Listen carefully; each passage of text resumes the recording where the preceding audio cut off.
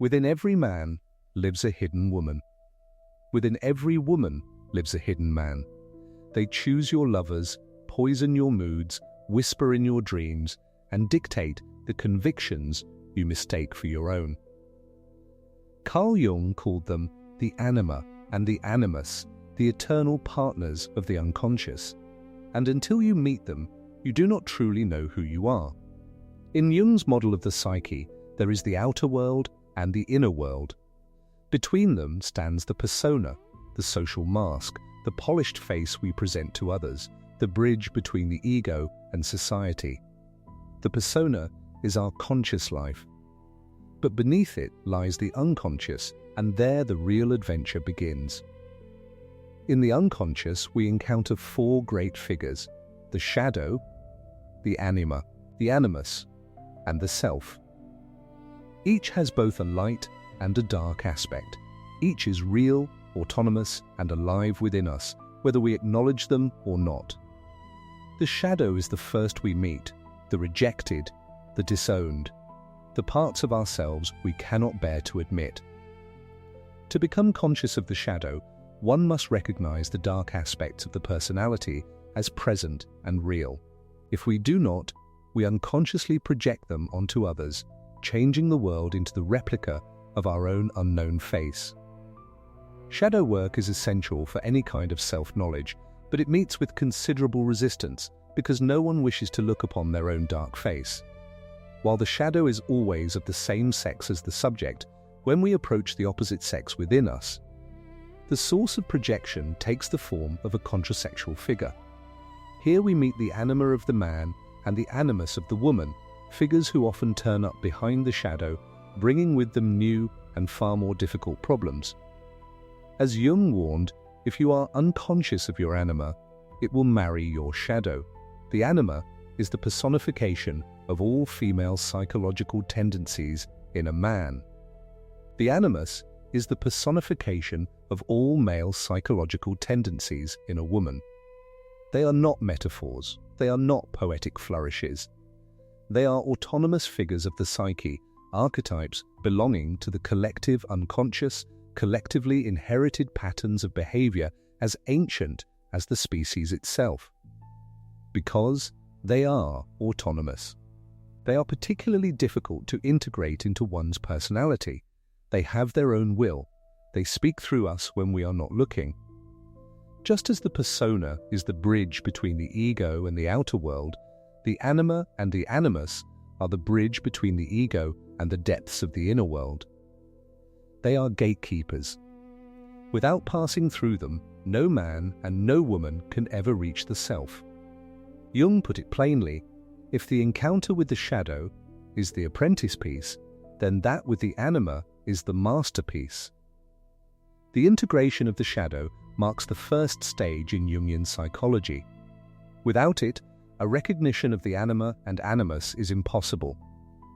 The shadow can be made conscious without too much difficulty because it draws its material from personal life. But the anima and animus are far further away from consciousness.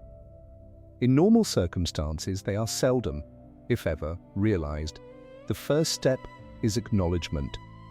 The second is the long, lifelong dialogue with these figures, which forms the bridge to the most fundamental archetype of all, the self, the totality of one's personality. Man tends to overvalue the masculine aspect through his persona. He plays the strong man, the rational man, the man who knows. He centers himself around the outer world, around ego, around the visible. The feminine within him remains unconscious, and that is precisely why it is dangerous. He is utterly unaware of it, and so it controls him from below. His curse is the imprisonment in the outer world without access to the inner world. Woman, on the other hand, is more in tune with the inner life. There is a considerable psychological difference between man and woman.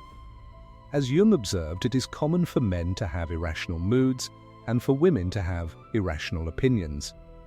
The anima corresponds to the maternal eros, relatedness, feeling, the principle of connection. The animus corresponds to the paternal logos, word, reason, the principle of discrimination.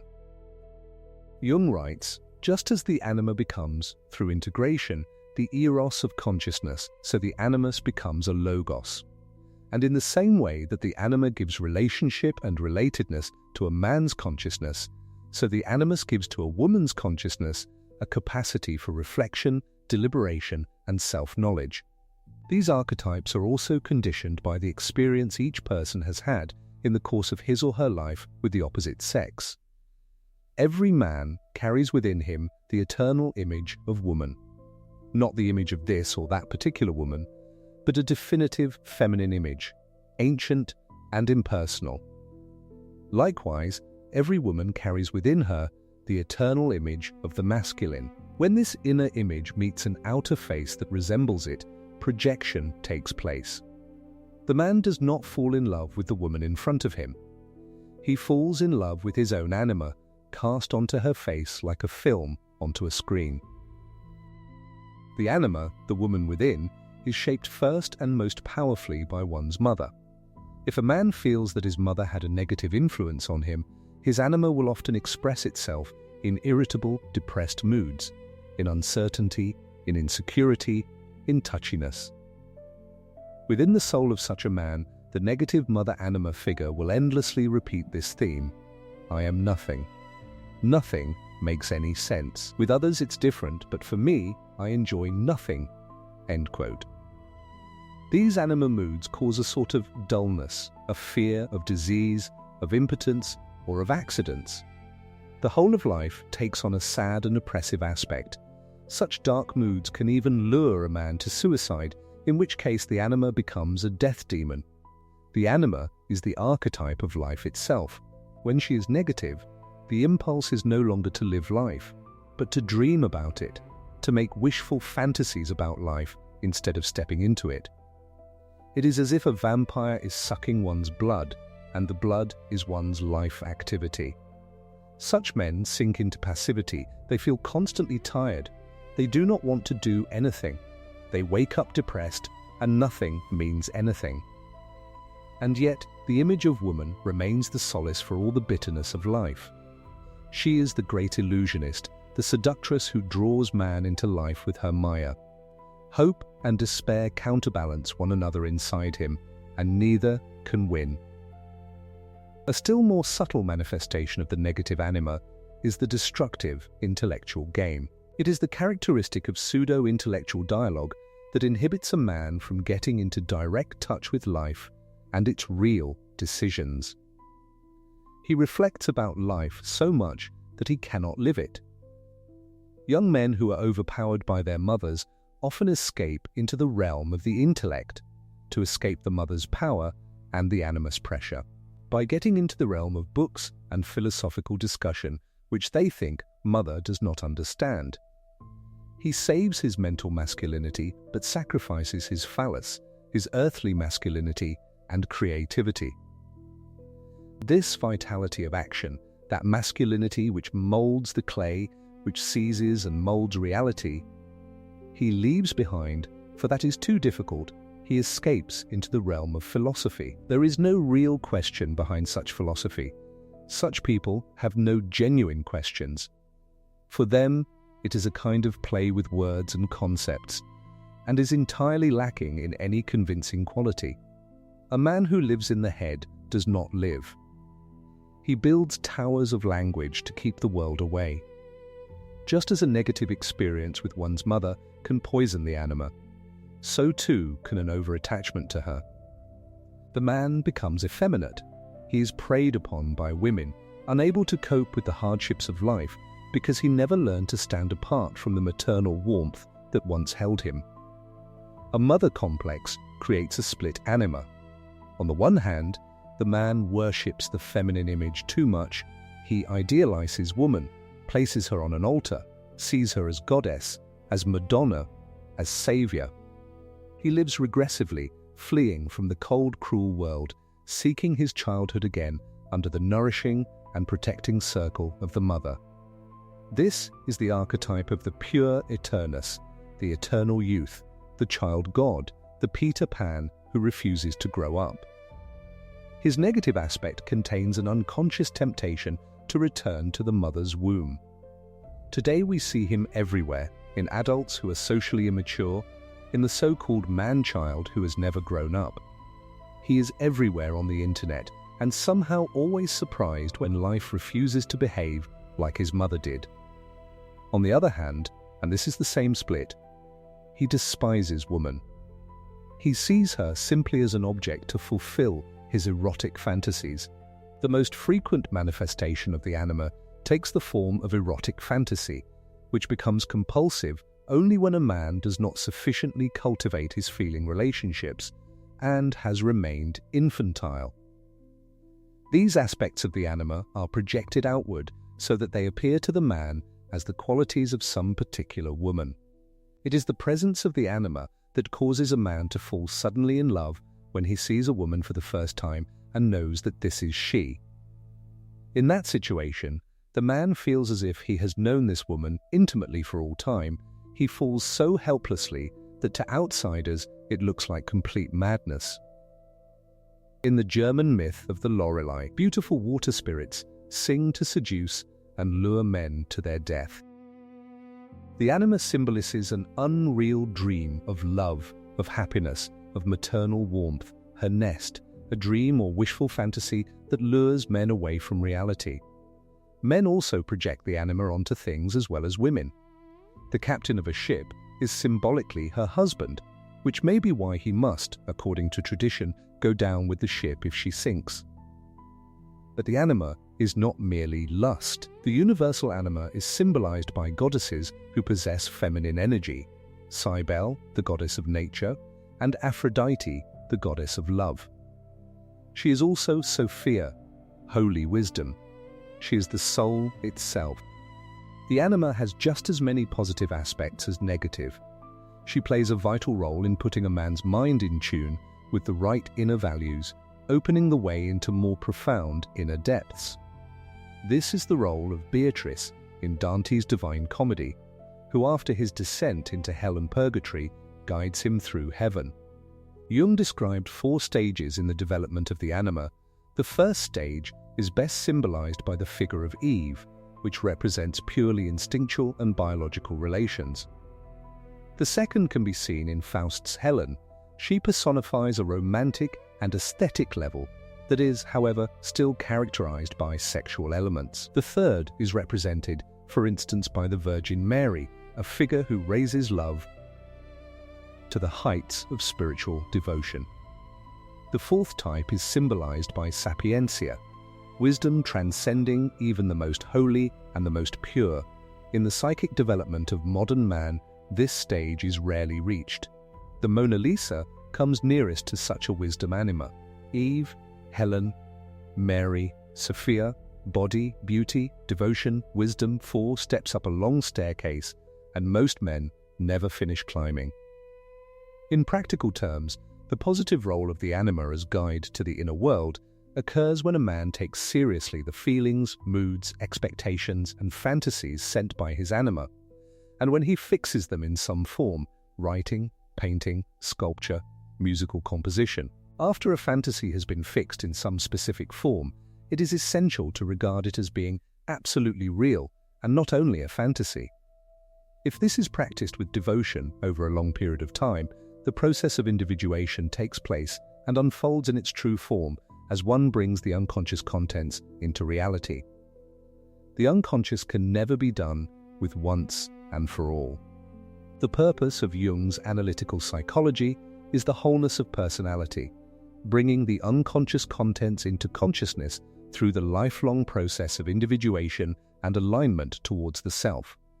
Only the painful, but essentially simple decision to take one's fantasies and feelings seriously can at this stage prevent a complete stagnation of the inner process of individuation, because only in this way can a man discover what this figure means as an inner reality. Thus the anima becomes what she originally was, the woman within, who conveys the vital messages of the self.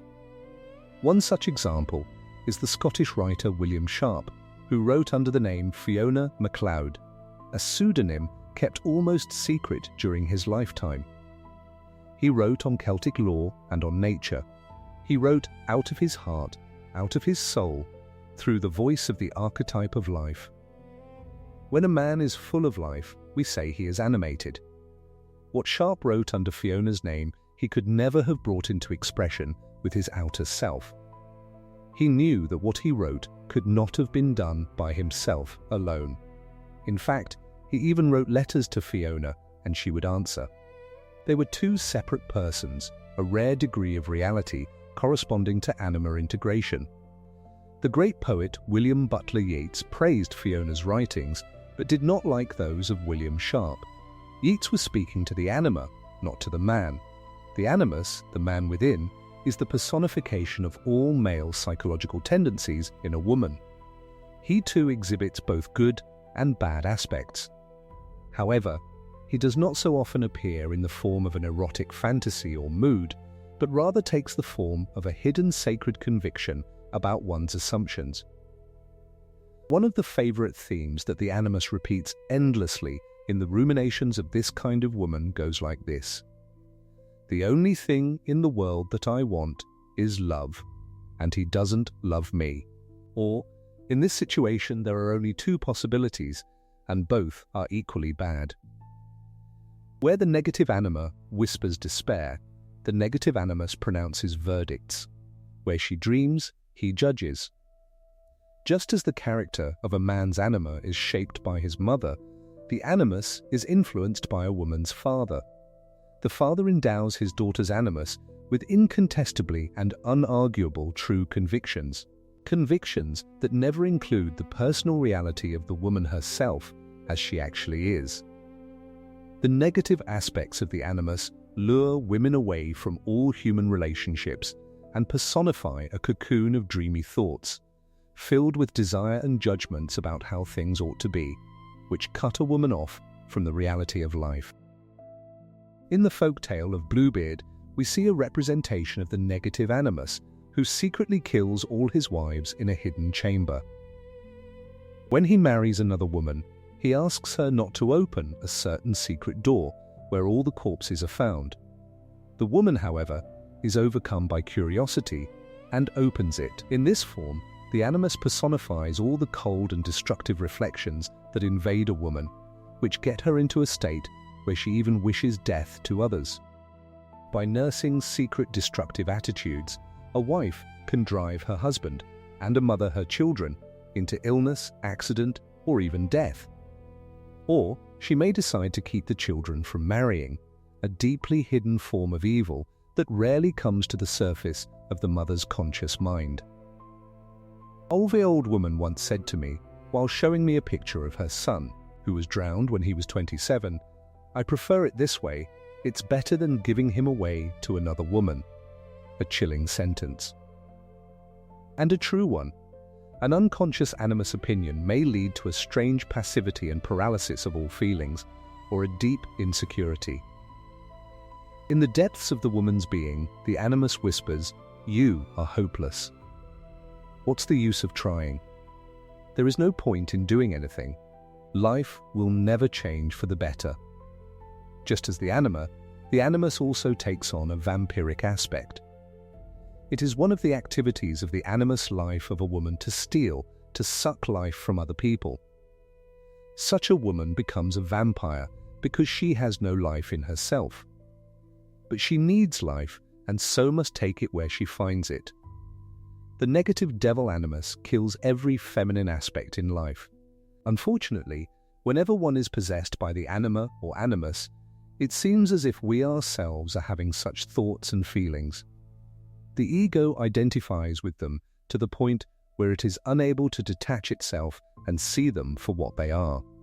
One really becomes possessed by the unconscious, and only after the possession has fallen away does one realize with horror that one has said and done things diametrically opposed to one's real thoughts and feelings. That is the autonomy of the archetype. It speaks through us when we sleep, and we wake up to find the damage done. Like the anima, the animus does not merely consist of negative qualities such as brutality, recklessness, empty talk, and silent, obstinate, evil ideas. He too has a very positive and valuable side. He too can build a bridge to the self through his creative activity. If a woman realizes who and what her animus is, her animus can turn into an invaluable inner companion who endows her with the masculine qualities of initiative, courage, objectivity, and spiritual wisdom. He is the wise old man of the fairy tales, the helper who appears at the edge of the forest, the voice that names what cannot be named, the guide who hands her the sword she did not know she carried. The animus, just like the anima, exhibits 4 stages of development. He first appears as a personification of mere physical power, for instance, as an athletic champion or muscle man. In the next stage, he possesses initiative and the capacity for planned action. In the third phase, the animus becomes the word, often appearing as a professor or clergyman. Finally, in his 4th manifestation, the animus is the incarnation of meaning. On this highest level, he becomes Ducky, a mediator of the religious experience whereby life acquires new meaning. Muscle, action, word, meaning, a long road, and few finish walking it. The dance between anima and animus is indispensable for individuation. Just as Jung describes the anima as the archetype of life, he calls the animus the archetype of meaning. Jung makes reference to the idea of the syzygy, the divine couple united by a sacred marriage, as a motif as universal as the existence of men and women, such as the unions celebrated by Shiva and Shakti or Zeus and Hera. The anima gives birth to the images of the psyche, bringing them to life from the unconscious, while the animus gives them meaning in consciousness in the outer world. Without her, no images. Without him, the images are silent. The confrontation with the unconscious can be seen as an active act of meditation, which has its Latin roots in meditatio, to reflect upon, which has a healing effect. The 17th century Dictionary of Alchemy describes it as an internal talk of one person with another who is invisible, as in the invocation of a deity, communion with one's self, or with one's good angel. That is precisely what dialogue with the anima or the animus is. An internal talk with someone invisible and someone real. By understanding, writing, and drawing dreams, we incorporate the images of the unconscious. The most important dreams are the so-called archetypal dreams, which come from the collective unconscious. There are 2 important practices for Jung in relation to dreams: amplification and active imagination. Amplification is the use of mythological, historical, and cultural parallels in order to amplify or turn up the volume on the dream material. Jung calls this the psychological tissue in which the image is embedded. He wanted to avoid the process being entirely subjective, because the symbols are not only ours, they belong to humanity. During his life, Jung interpreted around 80,000 dreams and discovered that they seemed to follow a clear pattern, demonstrating the validity of his concept of the collective unconscious. With active imagination, one visualizes and contemplates any one fragment of fantasy that seems significant and elaborates on it by adding further unconscious material in a natural manner. The goal is to bring the unconscious material into the already existing conscious material of the written dream. It is common for intense and frequent dreams to become weaker and less frequent the more they are made conscious. In other words, dreams contain fantasies which want to become conscious. When confronting the figures of the unconscious, one shouldn't ask questions about the ego or outer world, but of one's inner reality. The dream world of symbols does not mean that it is mere fantasy. In fact, imagination seeks to magnify, that is, to expand consciousness. In other words, active imagination is actively expanding consciousness. The goal of individuation is to become more and more who we really are, distinct from others and yet in relationship to others. This process is a series of confrontational dialogues between us and the world. The human beings to whom we are related and bound and the inner world of the archetypes. An essential part of this process is that a man becomes conscious of his anima and a woman of her animus in order to differentiate himself or herself from it and not be dominated by it. The inner living figures expect complete neglect from us, and they aren't happy about that. Because they are real. We find that thoughts, feelings, and affects are alive in us, which we would never have believed possible. Naturally, possibilities of this sort seem utterly fantastic to anyone who has not experienced them himself, for a normal person knows what he thinks. Such a childish attitude on the part of the normal person is simply the rule, so that no one without experience in this field can be expected to understand the real nature of anima and animus. With these reflections, one gets into an entirely new world of psychological experience, provided, of course, that one succeeds in realizing it in practice. Those who do succeed can hardly fail to be impressed by all that the ego does not know and never has known. This increase in self-knowledge is still very rare nowadays and is usually paid for in advance with a neurosis, if not with something worse. There is a woman waiting inside every man. There is a man waiting inside every woman. They have been waiting a long time. They have spoken to us through every infatuation, every dark mood, every unshakable conviction we never thought to question. They have shaped our loves and our hatreds, our art and our paralyses, our dreams and our suicides. To meet them, really meet them, is the masterpiece of a human life. It is also where the real adventure begins.